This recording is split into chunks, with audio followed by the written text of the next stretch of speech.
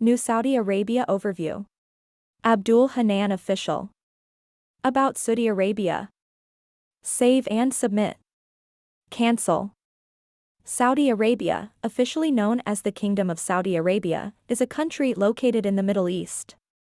It is the largest country in the Arabian Peninsula and the second largest in the Arab world after Algeria. The capital city is Riyadh, and the official language is Arabic. Saudi Arabia has a population of approximately 34.2 million people, with Islam being the dominant religion. The country is known for its oil reserves, which account for a significant portion of the country's economy. Saudi Arabia is also known for its strict social codes and laws, which are based on Islamic principles.